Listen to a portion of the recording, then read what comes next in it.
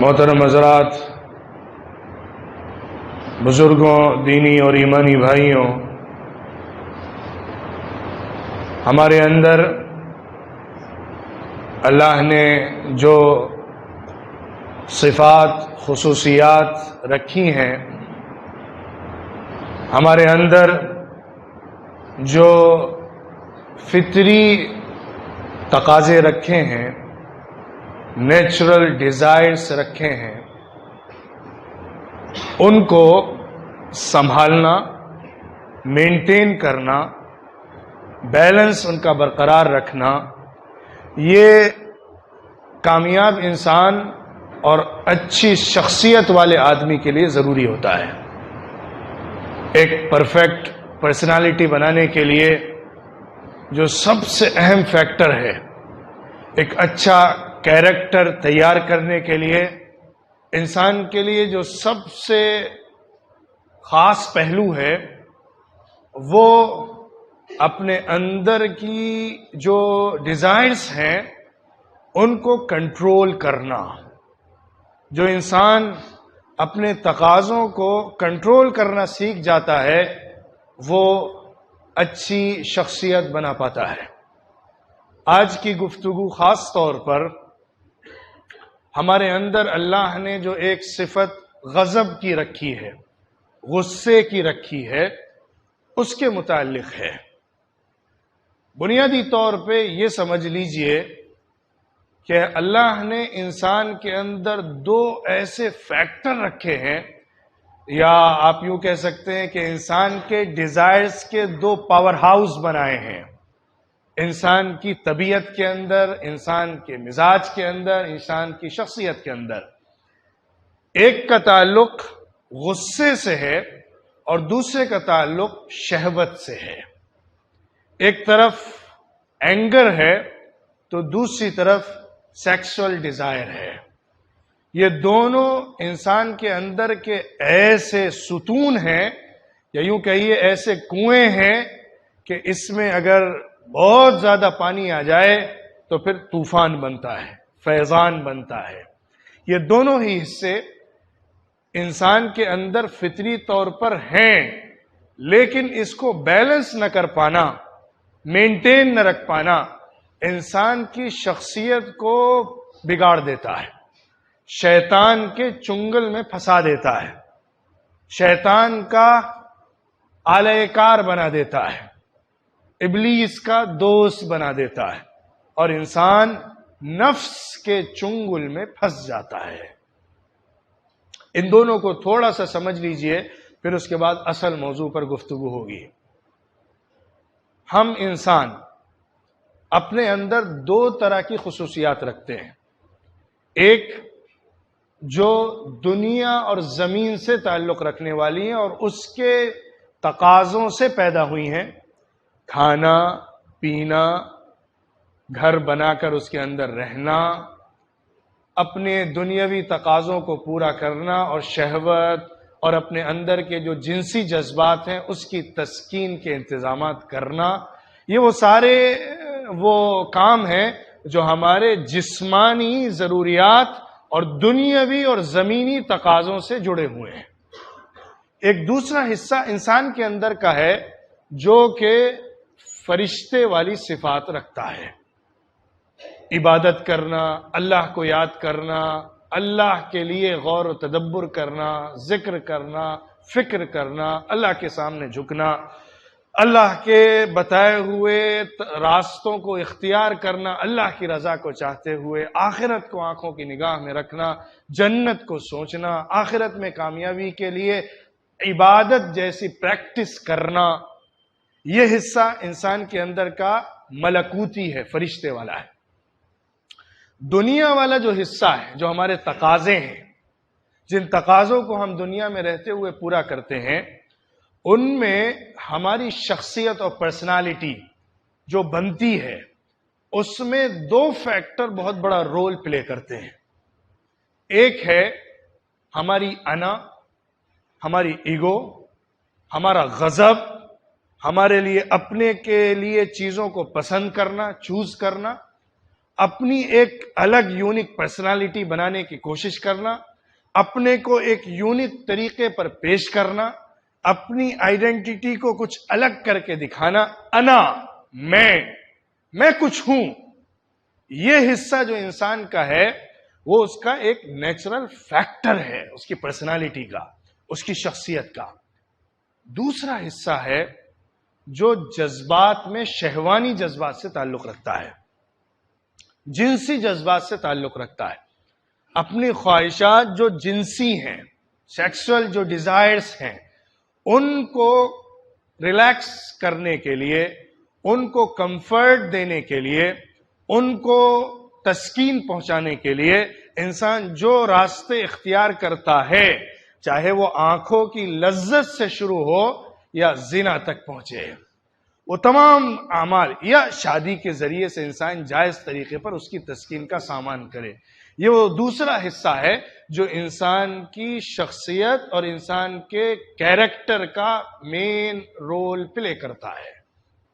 ان دو کو اگر ہم نے سمجھا، ان دو فیکٹر کو صحیح طور پہ ہم نے سمجھ کر مینٹین کرنا سیکھا اور اس کا بیلنس برقرار کر لیا، تو ہم دنیا کے کامیاب انسان ہیں، اللہ کی نگاہ میں بھی کامیاب انسان ہیں۔ جہاں تک بات پہلے فیکٹر کی اور پہلے مسئلے کی ہے جو کہ انا سے تعلق رکھتا ہے، اس کا جو ایک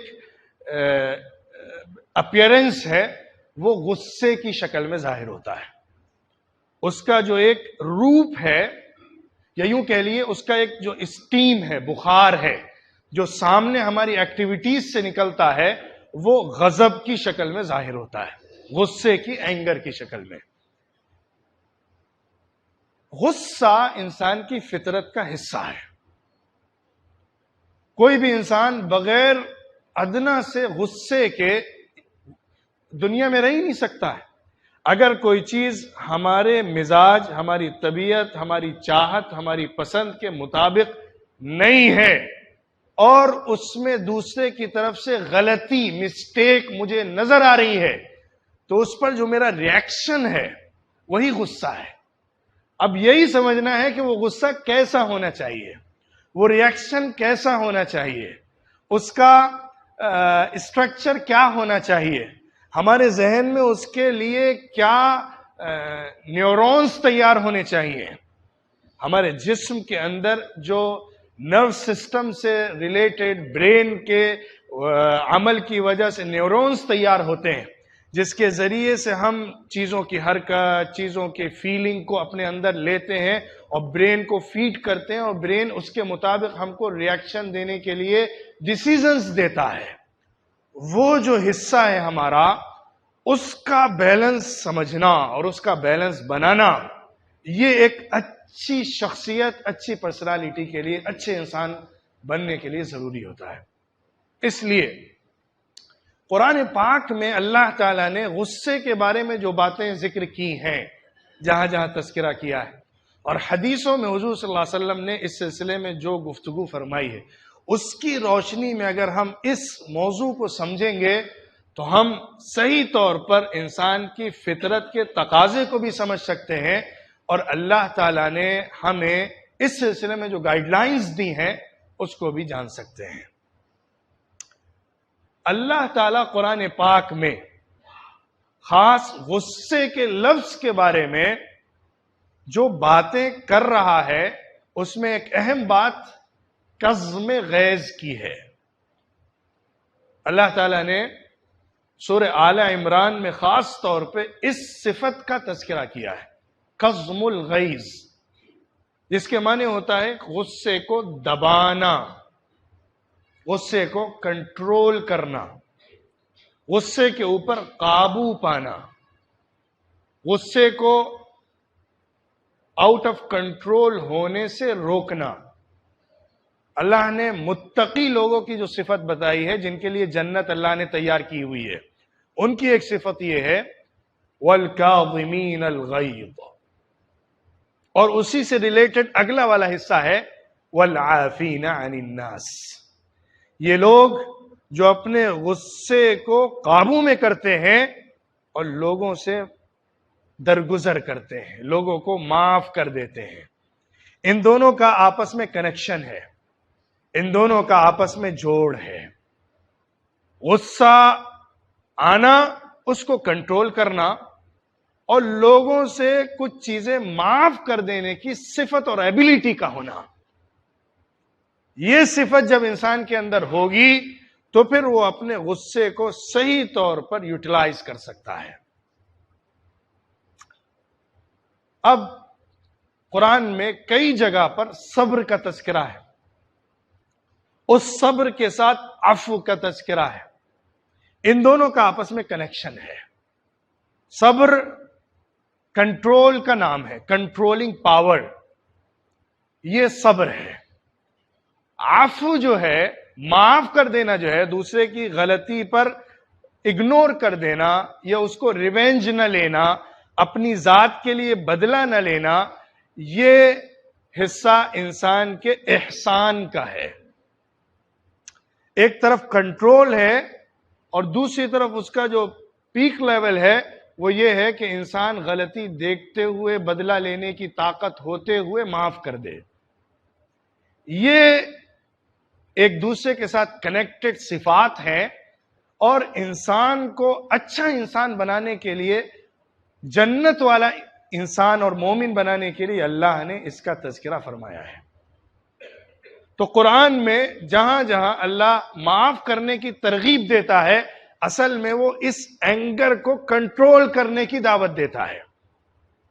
ایبلٹی ہونے کے بعد، پاور ہونے کے بعد اور وجہ ہونے کے بعد بھی تم دوسرے سے درگزر کر دو، اس پر اللہ کی طرف سے جنت کا وعدہ ہے. اس کے علاوہ آپ حدیث میں جب جائیں گے تو احادیث کے اندر حضور صلی اللہ علیہ وسلم کی ایک تو پرسنالٹی ہے، خود اس کے اندر سے جو پریکٹیکل ویلیوز سامنے آتی ہیں مختلف ایکٹیویٹیز میں، وہ ایک ہمارے سامنے نمونہ ہے. دوسرا، حضور صلی اللہ علیہ وسلم نے غصے اور اینگر کے بارے میں جو باتیں ارشاد فرمائی ہیں، بہت کاؤنسلنگ ہیں، بہت زیادہ انسان کو کنونس کرنے والے، کنونسنگ ہیں، اور بہت زیادہ انسان کو اس کی پرسنالٹی کو ریشیپ کرنے والی ہیں. ایک دفعہ حضور اکرم صلی اللہ علیہ وسلم نے ایک صحابی سے فرمایا جو کہ حضور صلی اللہ علیہ وسلم سے یہ پوچھ رہے تھے کہ مجھے نصیحت فرمائیے. حضور نے کہا لا تغضب، غصہ نہیں کرو. انہوں نے کہا اللہ کے رسول مجھے نصیحت فرمائیے. حضور نے پھر فرمایا غصہ نہ کرو. تیسری بار انہوں نے پوچھا اللہ کے رسول مجھے نصیحت فرمائیے. حضور نے فرمایا غصہ مت کرو. 3 دفعہ ان کے بار بار سوال کرنے پر تینوں دفعہ حضور صلی اللہ علیہ وسلم نے یہی نصیحت فرمائی. ایک دفعہ ایک صحابی نے آ کے حضور صلی اللہ علیہ وسلم سے کہا اللہ کے رسول مجھے ایک ایسی دین کی بات سمجھائیے کہ جو بہت جامع ہو، بہت مختصر ہو، میں اس کو اگر اختیار کر لوں تو میں پوری زندگی اس سے فائدہ اٹھاتا رہوں. حضور صلی اللہ علیہ وسلم نے فرمایا غصے کو کنٹرول کرو. غصہ نہیں کرو. نہیں کرو کا مطلب حدیث میں یہی ہے، غصے کو قابو میں کرو، غصے کو کنٹرول کرو. یہ ایک ایسی نصیحت ہے جیسا کہ میں نے کہا انسان کے اندر شیطان کے داخل ہونے کے جو 2 بڑے راستے ہیں، جن کا صحیح مینٹیننس نہ ہونے کی وجہ سے انسان شیطان کے راستے پر چلا جاتا ہے. ایک شہوت کا راستہ ہے، جنسی جذبات کا راستہ ہے. دوسرا انانیت کا راستہ ہے، ایگو کے اندر اپنی بڑائی کا راستہ ہے، کبر کا راستہ ہے، غصے اور ظلم کا راستہ ہے، دوسرے کے ساتھ زیادتی کا راستہ ہے. وہ تمام گناہ جو اس کے نتیجے میں بنتے چلے جاتے ہیں، انسان دوسرے کو مارتا ہے، انسان دوسرے کو ستاتا ہے، انسان دوسرے پر ظلم کرتا ہے، انسان دوسرے کا حق چھینتا ہے، انسان کبر کرتا ہے، انسان حسد کرتا ہے. یہ تمام برائیوں کے جتنے سٹیجز ہیں وہ اسی فاؤنڈیشن کے اوپر بنتے چلے جاتے ہیں. اگر اس انسان کے اندر کے فیکٹر کو صحیح طور پہ سمجھا نہ گیا اور اس انسان کے نیچر کو مینٹین نہیں کیا گیا دوسری طرف جو شہوت والا پلر ہے، اگر آپ اس کی طرف آئیں گے تو پھر انسان بدنگاہی کرتا ہے، غلط چیزوں کو دیکھتا ہے، غلط چیزوں کو سنتا ہے، غلط ریلیشن شپ قائم کرتا ہے، غلط لڑکیوں سے دوستیاں بناتا ہے، اور دوسری جو غلط ایکٹیویٹیز ہیں گناہ کی وہ سب اختیار کرتا ہے، زنا کا ارتکاب کرتا ہے۔ وہ سب کا سب اس جذبے کو صحیح طور پر کنٹرول نہ کرنے کی وجہ سے وہ ایک مستقل چیپٹر ہے، مستقل موضوع ہے، جس پر حضور صلی اللہ علیہ وسلم کی طرف سے بہت ساری رہنمائیاں دی گئی ہیں، اور قرآن کریم میں اس کو مینٹین کرنے کے لیے بہت سارے ڈائریکشنز دیے گئے ہیں، جو کہ کسی اور موقع پر آئے گا۔ آج گفتگو کا موضوع یہ والا حصہ ہے، اور اس میں بھی پارٹیکولرلی غصے والے حصے پر گفتگو کرنا ہے۔ ایک حدیث بہت اہم ہے، اور وہ اس پورے مسئلے کو بہت اچھی طرح کھول کر ہمارے سامنے رکھتی ہے۔ حضور صلی اللہ علیہ وسلم نے فرمایا، لیس الشدید بالسرعہ انما الشدید الذی یملک نفسہ عند الغضب۔ مضبوط آدمی، پاورفل آدمی وہ نہیں ہوتا جو مقابلے میں دوسرے کو پچھاڑ کے آگے بڑھ جاتا ہے۔ ریس کے اندر جو دوسرے کو پیچھے گرا کر آگے نکل جاتا ہے وہ پاورفل آدمی نہیں ہے۔ اصل میں طاقتور آدمی وہ ہے جو غصے کے وقت اپنی ذات کے اوپر کنٹرول پیدا کر لیتا ہے۔ اپنی ذات کے اوپر غصے کے وقت میں قابو پا لینا اور اس کو آؤٹ آف کنٹرول ہونے سے بچا لینا، یہ اصل طاقت ہے، یہ انسان کی اصل صفت اور جوہر ہے۔ ارسطو ایک بڑا فلاسفر ہے، اس نے بھی اسی سے ملتی جلتی ایک بات کہی ہے، حکمت کی بات ہے اور سچی بات ہے۔ جنگ میں دشمن کو پچھاڑ دینے والا بہادر نہیں ہوتا، بلکہ اپنی ذات کے اوپر کنٹرول پیدا کر لینے والا بہادر ہوتا ہے۔ یہ سب سے مشکل مسئلہ ہے، اسی لیے تو اس کو جہاد اکبر کہا گیا ایک حدیث میں۔ حضور صلی اللہ علیہ وسلم نے جب لوگ جہاد سے واپس آئے تھے، جنگ کر کے، جدال کر، قتال کر کے، لوگوں سے لڑائی کر کے جب واپس آئے تو فرمایا تم جہاد اصغر سے جہاد اکبر کی طرف واپس آئے ہو۔ وہ جو جہاد تھا وہ اس جہاد کے مقابلے میں چھوٹا ہے جو تمہیں اپنے آپ سے زندگی بھر کرنا ہے، اپنے شیطان سے اور اپنے نفس سے لڑنا ہے اور اس پر جیت حاصل کرنی ہے، کنٹرول پیدا کرنا ہے۔ یہ بڑا جہاد ہے، یہ جہاد اکبر ہے۔ حضور اکرم صلی اللہ علیہ وسلم نے ایک حدیث میں انسانوں کے نیچر کو ڈیوائیڈ کر کے بتایا ہے۔ انسانوں کے اندر جو غصے سے ریلیٹڈ فیکٹر ہوتا ہے، حصہ ہوتا ہے، اس کو 4 حصوں میں ڈیوائیڈ کیا ہے، 4 خانوں میں اس کو تقسیم کر کے سمجھایا ہے۔ انسانوں میں سے کچھ انسان ایسے ہیں جن کو غصہ جلدی آتا ہے، جلدی ان کے اندر کسی چیز پر اینگر پیدا ہو جاتا ہے اور غصہ جلدی ہی چلا جاتا ہے، ایک کیٹیگری۔ دوسری کیٹیگری ان کی ہے جن کو غصہ بہت دیر سے آتا ہے، لیکن جب آتا ہے تو بہت دیر سے جاتا ہے، دوسری کیٹیگری۔ تیسری کیٹیگری ان کی ہے جن کو غصہ دیر سے آتا ہے، غصہ جلدی نہیں آتا ہے، بہت دیر سے غصہ پیدا ہوتا ہے، لیکن غصہ جلدی چلا جاتا ہے۔ آتا دیر سے ہے، جاتا جلدی سے ہے۔ چوتھا وہ ہے جس کو غصہ بہت جلدی آتا ہے لیکن جاتا بہت دیر سے ہے۔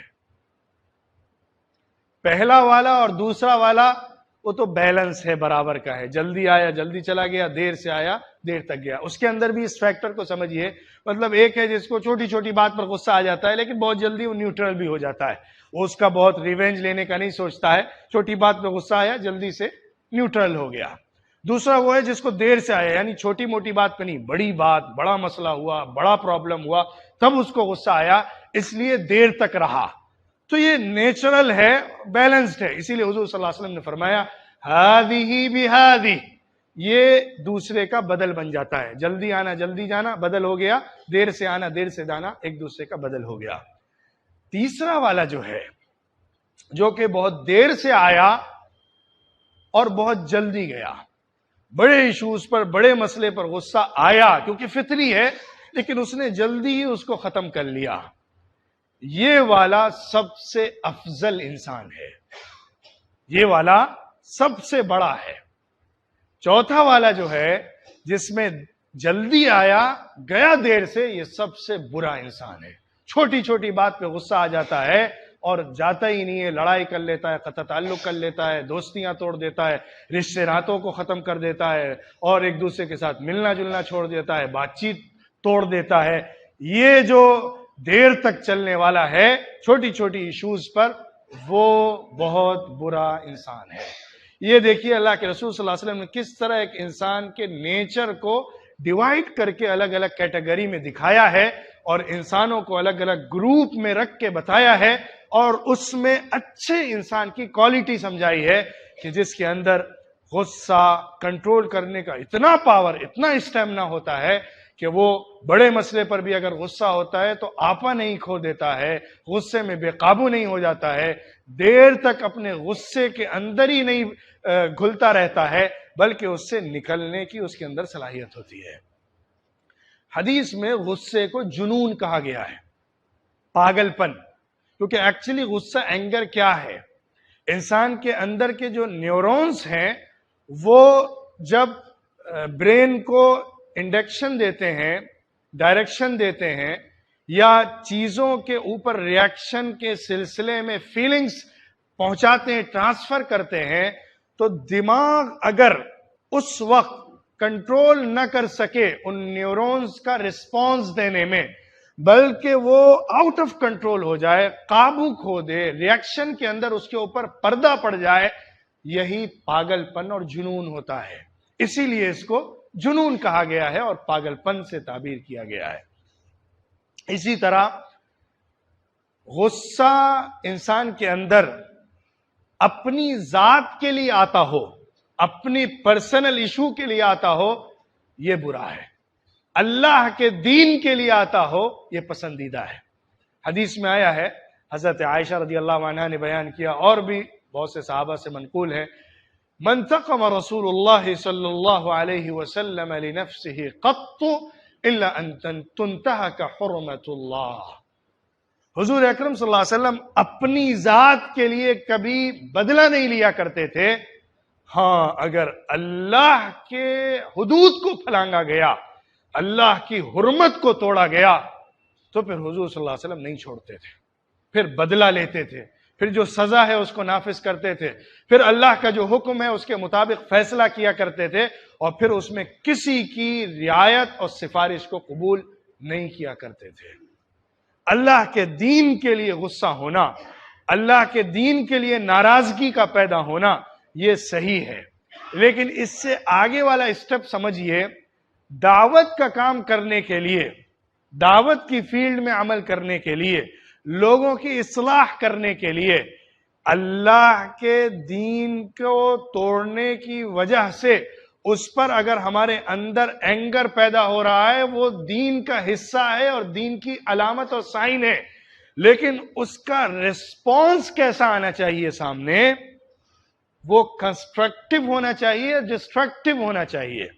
وہ اس برائی کو ختم کرنے کی اپروچ کے ساتھ ہونا چاہیے، یا اس کے بیس پر لوگوں میں توڑ پیدا کرنے والا ہونا چاہیے. یہ وزڈم کی بات ہے. اللہ کے دین کے لیے بھی اگر غصہ ہے تو لوگوں کی اصلاح کی غرض سے ہو، وہ اس اپروچ کے ساتھ ہو کہ اس کے اندر برائی ختم ہو جائے، اس کے اندر سے یہ گناہ نکل جائے، اس کے اندر سے یہ کمزوری دور ہو جائے، اس کی اصلاح ہو جائے، وہ اچھا اور نیک انسان بن جائے. اس اپروچ اور کوشش کے ساتھ اگر دعوت کے فکر اور داعیانہ کردار کے ساتھ اگر ہم اس غصے کا صحیح رسپانس سامنے لائیں گے، تو پھر یہ اصل ہماری سماجی اصلاح اور کامیابی کا ذریعہ بنے گا. ورنہ اس کے ذریعے سے اور فساد پیدا ہوگا، اس کے ذریعے سے اور بگاڑ پیدا ہوگا. حضور اکرم صلی اللہ علیہ وسلم نے اصلاح کے لیے، لوگوں کی اصلاح کے لیے جو فارمولہ ایک دیا، جس میں کہ یہ فرمایا کہ جس کے اندر اپنے پاور سے کسی برائی کو ختم کرنے کی صلاحیت ہو تو وہ اس کو ختم کرے، اور جس کے اندر اپنے ورڈ سے، اپنی زبان سے، اپنی بات چیت سے اس برائی کو ختم کرنے کی صلاحیت ہو تو وہ اس سے کرے، اور جو ان دونوں کی طاقت نہ رکھتا ہو تو کم از کم درجے میں دل سے برائی کو سمجھتا رہے، اور اگر اتنا بھی نہیں بچا ہے تو پھر انسان نیک انسان نہیں ہو سکتا، اچھا انسان نہیں ہو سکتا۔ یہ ایمان کا سب سے کمزور حصہ ہے۔ یہاں پر بھی اس فیکٹر کو سمجھیے، حضور صلی اللہ علیہ وسلم نے جو پاور کے بیس پر یا زبان کے بیس پر برائی کو ختم کرنے کی جو دعوت دی ہے، اس کا مطلب یہ نہیں ہے کہ اس اینگر کے بیس پر جو اللہ کے دین کے لیے ہمارے اندر پیدا ہوا ہے ہم ظلم کرنے لگیں، ہم دوسرے کے اوپر زیادتی کرنے لگیں، یا ہم بات چیت کے اندر دوسرے کو اتنا ذلیل کر دیں کہ اس کے بعد اس کے دل کے اندر کے دروازے بند ہو جائیں، یا ہم اس کی وجہ سے قطع تعلق ایسا قائم کر لیں کہ اس کے بعد پھر اس کی اصلاح کا امکان مٹ جائے۔ ایسا نہیں ہے، مقصد برائی کو اچھائی سے بدلنا ہے۔ اس کے لیے تمہاری اپروچ کنسٹرکٹیو ہونی چاہیے، پازیٹیو ہونی چاہیے، جس کی بنیاد پر تم اس کو چینج کر سکو، اس کے دل کو بدل سکو، اس کی اصلاح کر سکو۔ اگر ہو سکے تو اس کے لیے کچھ وقت کے لیے قطع تعلق کرنا بھی جائز ہے، رشتہ ناتا کچھ وقت کے لیے توڑ لو، ملنا جلنا چھوڑ دو، اگر تم سمجھتے ہو کہ اس کے ذریعے سے اس کے اوپر اثر پڑے گا اور اس کے ذریعے سے وہ برائی کو برائی سمجھنا شروع کر دے گا اور اس کی وجہ سے اس کے اندر اچھائی کا جذبہ پیدا ہو جائے گا تو ایسا کرو۔ لیکن اگر تم سمجھتے ہو کہ اس کے ساتھ رہتے ہوئے اس سے کاؤنسلنگ کرنے سے، سمجھانے سے، بتانے سے، اس کو اس برائی سے باخبر کرنے سے اگر فائدہ ہوگا تو وہ اپروچ ہونی چاہیے اور وہ راستہ اختیار کرنا چاہیے۔ مقصد برائی کو اچھائی سے بدلنا ہے۔ تو یہ غصے والا حصہ جو ہمارا اللہ کے دین کے لیے بھی ہو، وہ بھی وزڈم کے ساتھ کنیکٹڈ ہونا چاہیے، اصلاح کے اپروچ والا ہونا چاہیے، تاکہ اس کے ذریعے سے ہم تبدیلی پیدا کر سکیں۔ باقی اوورآل غصہ بذات خود ایک فطری چیز ہے، لیکن اس کا اظہار، اس کا ایکسپریس جو ہم کرنے کا طریقہ ہوتا ہے، ہمارا اس کو جو سامنے لانے کا اور اس پر ریسپانس دینے کا طریقہ ہوتا ہے، اس کے بارے میں گائیڈ لائنز حضور اکرم صلی اللہ علیہ وسلم کی طرف سے ہم کو دی گئی ہیں، اور قرآن کی ایک چھوٹی سی اصطلاح میں اس کو کنٹرول کرنے والی بات سے تعبیر کیا گیا ہے۔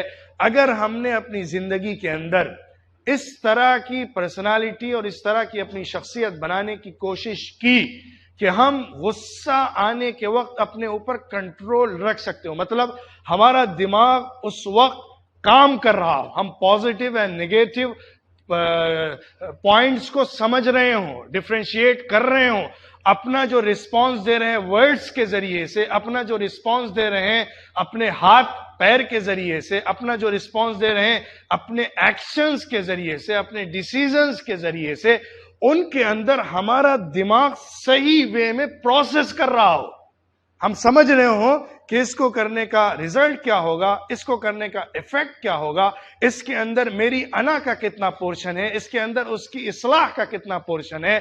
یہ دماغ اگر کام کر رہا ہے تو اس کا مطلب ہم آؤٹ آف کنٹرول نہیں ہوئے ہیں۔ غصہ نہ کرنے کا مطلب یہ نہیں ہوتا ہے کہ کسی کو سزا نہ دی جائے، غصہ کرنے کا مطلب یہ نہیں ہوتا ہے کہ کسی کو ڈانٹا نہ جائے۔ غصہ نہ کرنے کا مقصود یہ ہے کہ دماغ پر قابو نہ کھویا جائے، کنٹرول آف مائنڈ رہے، اور انسان کے اندر جو نیورونز نے ڈائریکشن دیے ہیں، فیلنگز پرووائڈ کی ہیں، برین اس کو صحیح طور پہ انالائز کر کے رسپانس دینے کی پوزیشن میں ہو۔ یہ جب صلاحیت ہوگی تو پھر ہم صحیح طور پر اس غصے کے اندر غلط ایکشن نہیں لیں گے اور ریاکشن نہیں دیں گے، اور ظلم نہیں ہوگی، کسی کے ساتھ زیادتی نہیں ہوگی، اور کسی کے ساتھ ہم حق تلفی نہیں کرنے والے ہوں گے۔ ہمیں کوشش کرنی چاہیے کہ جتنا ہو سکے اپنی شخصیت کو نکھارا جائے، اپنی پرسنالٹی کو ڈیولپ کیا جائے، اپنے آپ کو بنایا جائے، اور جو ہمارے جو بیسک فیکٹر ہیں جو شیطان کے پاس جانے کا ذریعہ بن جاتے ہیں، اس کے اوپر برابر نگاہ رکھی جائے، اپنی ہر چھوٹی بڑی ایکٹیویٹی کو مانیٹر کیا جائے اور اس پر اپنے کو ریمارک دیا جائے۔ جب ہم اس طرح سے اپنی ایکٹیویٹیز کے اندر اپنے اپروچ بنا لیں گے تو ہمارے بیہیویئر کے اندر ماڈیفیکیشن ہوگا اور ہماری پرسنالٹی اوور آل ڈیولپ ہوگی۔ ہمیں جب اس طرح سے اپروچ کرنا آ جائے گا، اپنی چیزوں کو مانیٹر کرنا آ جائے گا، تو پھر ہم اپنی اصلاح کر سکتے ہیں اور اس کی بنیاد پر سماج کی اصلاح ممکن ہو سکے گی۔ اللہ تعالی ہم سب کو عمل کی توفیق عطا فرمائے، اچھا اور نیک انسان بنائے، غصے کو کنٹرول کرنے والا اور اپنی ڈیزائرز کو صحیح طریقے پر استعمال کرنے والا بنائے، اور ہر طرح کی زیادتی، غلطی، گناہ سے محفوظ رکھے۔ وآخر دعوانا ان الحمد للہ رب العالمین۔